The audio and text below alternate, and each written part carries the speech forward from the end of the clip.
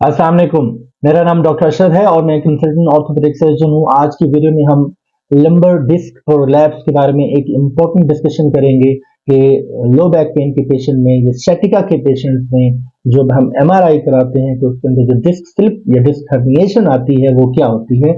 Disc जो हमारे दो मोहरों के दरमियान एक फाइब्रो कार्टिलेजिनस स्ट्रक्चर है, ये जब अपनी जगह से स्लिप हो जाए किसी भी हमारी एक्टिविटी की वजह से, मिसाल के तौर पे हमने वजन बहुत ज्यादा उठा लिया, झुककर वजन उठा लिया, हिस्ट्री ऑफ फॉल है, हाइट से गिर गए, या कुछ जंपिंग रनिंग के दौरान कोई ऐसी मूवमेंट आई या लॉन्ग ट्रेवल किया या बहुत ज्यादा हमने मोटर बाइक की सवारी कर ली, तो ये कुछ कॉमन रीजन हैं जिसकी वजह से अपनी डिस्क स्लिप हो सकती है। तो जब डिस्क अपनी जगह से स्लिप होती है तो उसके अंदर एक लिक्विड होता है जिसे न्यूक्लियस पल्पोसस कहते हैं। वो अपनी सराउंडिंग जो फाइबर स्ट्रक्चर है वहां से स्लिप होकर निकल कर पीछे आ जाता है, जिसकी वजह से डिस्क स्वेलिंग हो जाती है, उसे डिस्क बल्ज कहते हैं। अगर बहुत ज्यादा स्लिप हो जाए तो उसे हम डिस्क हर्निएशन कहते हैं। तो ये जो फ्लूइड है ये पीछे हरामगज या स्पाइनल कॉर्ड के ऊपर प्रेशर डालता है। उस प्रेशर की वजह से जो नर्व रूट स्पाइनल कॉर्ड से निकल रही होती हैं वो अंडर प्रेशर आ जाती हैं, जिसे हम कहते हैं कि कमर के मोरों में रग दब गई या नस फंस गई।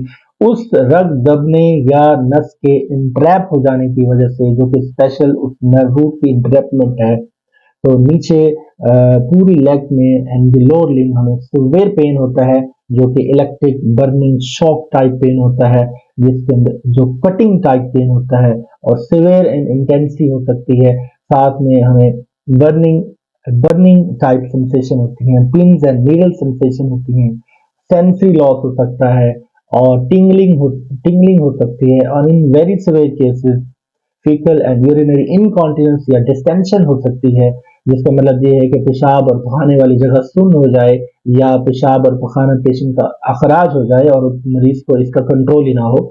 And in very severe cases हमें निचले धड़ का फालिज भी हो सकता है। अब इसके इलाज की बात करते हैं कि डिस्क के मसाइल जो स्लिप हो जाने की वजह से हों, उनको हम किस तरीके से ट्रीट करते हैं।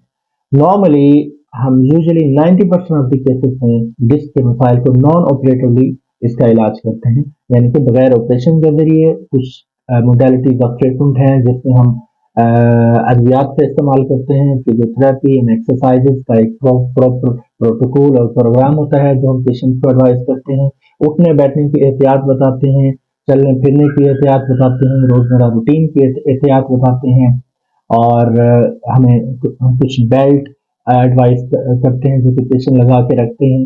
और 90% ऑफ द केसेस में ये बगैर ऑपरेशन के जरिए अलामात बहुत हद तक ठीक हो जाते हैं। इन सेलेक्टेड केसेस जिसके अंदर ये अलामात हमें ठीक ना हो या सिम्टम बहुत ज्यादा सवेर हो जाएं, नंबनेस एंड सेंसिंग लॉस बहुत ज्यादा हो जाए, फीकल यूरिनरी इनकॉन्टिनेंस हो जाए या सवेर अनबेरेबल पेन हो या हमें पावर लॉस हो जाए, तो उसके अंदर हम सर्जरी करते हैं और डिस्क का वो पोर्शन जो कि हरामागज के ऊपर प्रेशर डाल रहा होता है उसे हम निकाल देते हैं। नाज़रीन, आपकी कोई क्वेरीज हो तो कमेंट सेक्शन में जरूर लिखिएगा। मेरा नाम डॉक्टर अरशद है और मैं कंसल्टेंट ऑर्थोपेडिक सर्जन हूँ। अल्लाह हाफ़िज़।